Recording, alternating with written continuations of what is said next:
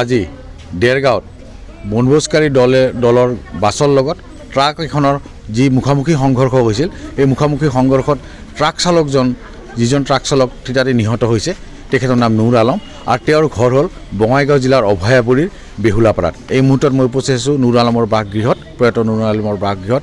আৰু এই নুৰ আলমৰ বাসগৃহত এতিয়া শোকাকুল পৰিৱেশে মানে প্ৰভাৱ এটা বিৰাজ কৰিছে। এই সমগ্ৰ দৃশ্য মই দেখুৱাবলৈ মোৰ ভিডিঅ' জাৰ্নেলিষ্টক অনুৰোধ জনালোঁ। এই দেখা পাইছে নুৰ আলমৰ ঘৰত এই স্থানীয় জনসাধাৰণ গোট খাইছে আৰু এটা শোকাকুল পৰিৱেশ হৈছে।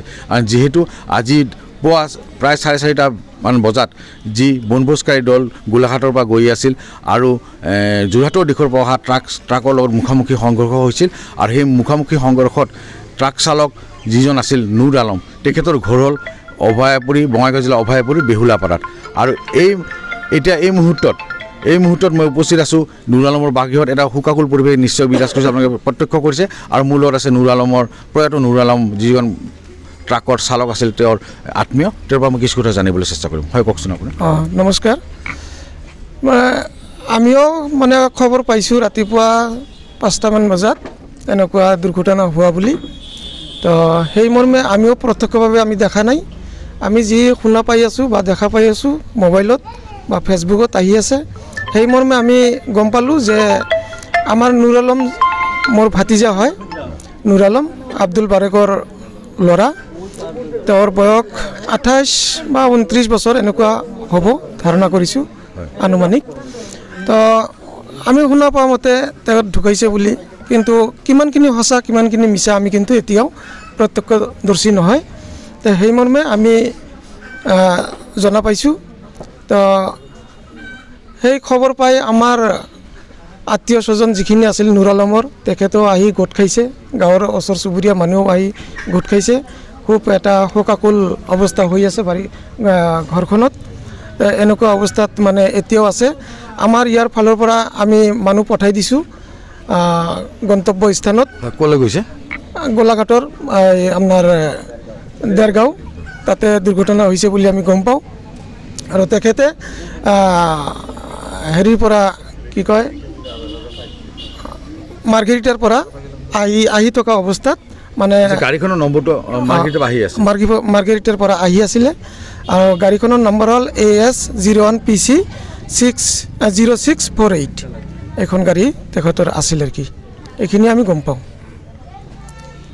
হয়, তেওঁ জনাইছে যে তেওঁ আচলতে মাৰ্ঘেৰিটাৰ পৰা আহি আছিল আৰু মাৰ্ঘেৰিটাৰ পৰা আহি থকা অৱস্থাতে দেৰগাঁৱত বনভোজকাৰী দল গৈছিল বাছেৰে আৰু মুখামুখি সংঘৰ্ষ হৈছিল। আৰু মুখামুখি সংঘৰ্ষ হোৱাত ট্ৰাক চালক নুৰ আলম, যিখন ট্ৰাক দুৰ্ঘটনাত পতিত হৈছে, ট্ৰাক চালক নুৰ আলম থিতাতে নিহত হোৱা বুলি তেওঁলোকে খবৰ পাইছে। আৰু ইতিমধ্যে তেওঁলোকৰ ঘৰৰ পৰা গন্তব্যস্থানলৈ ঘটনাস্থলীলৈ মানুহ যোৱা বুলি তেওঁ আমাক জানিবলৈ দিছে। নমস্কাৰ। সংবাদ মাধ্যমৰ কৰ্মকৰ্তাসকললৈ মোৰ আন্তৰিক শুভেচ্ছা জনাইছোঁ। আৰু এইখিনিতে এটা কথা জনাব বিচাৰিছোঁ যে মোৰ গাঁও বেহুলাপাৰা, আৰু বেহুলাপাৰা গাঁৱৰ আব্দুল বাৰেকৰ ল'ৰা নুৰ আলম হক, তেখেতৰ গাড়ী আছে 14 চকা 12 চকা গাড়ী। তেখেতে মেইন ব্যৱসায় তেখেতৰ গাড়ীৰ ওপৰতে। আৰু সেই গাড়ী তেওঁৰ ল'ৰা আব্দুল বাৰেকৰ ল'ৰা নুৰ আলম নিজেই চলাই থকা অৱস্থাত মাৰ্ঘেৰিটাৰ পৰা আহি থকা অৱস্থাত আধা ৰাস্তাত বনভোজকাৰী বাছৰ লগত সংঘৰ্ষ হোৱা বুলি আমি গম পাইছোঁ। আৰু তাৰে পৰা যিহেতু বাতৰি পৰিৱেশন কৰিছে, আমিও ফেচবুকত মোবাইলত দেখা পাই আছোঁ। তো ইতিমধ্যে আমি শুনা পাইছোঁ যে আব্দুল বাৰেকৰ ল'ৰা নুৰ আলম থিতাতে নিহত হোৱা বুলি আমি জানিব পাৰিছোঁ। আৰু বাছৰো কিছুমান মানুহ নিহত হৈছে বুলি গম পাইছোঁ। তো সেই অৱস্থালৈ এতিয়া আমাৰ এই আব্দুল বাৰেকৰ ঘৰত, নুৰ আলমৰ ঘৰত শোকাকুলৰ এটা অৱস্থা হৈ আছে। সবাই চিন্তিত হৈ আছে ঘৰখনত। আমাৰ গাঁৱৰ মানুহেও চিন্তিত হৈ আছে, লগতে ওচৰ চুবুৰীয়া যিমান মানুহ আছে সবাই আহি এনে খা খবৰ লৈ আছে। সবাই এটাই কথা গম পাইছে যে নুৰ আলম তাতে থিতাতে নিহত হোৱা বুলি সিহঁতে জানিব পাৰিছে।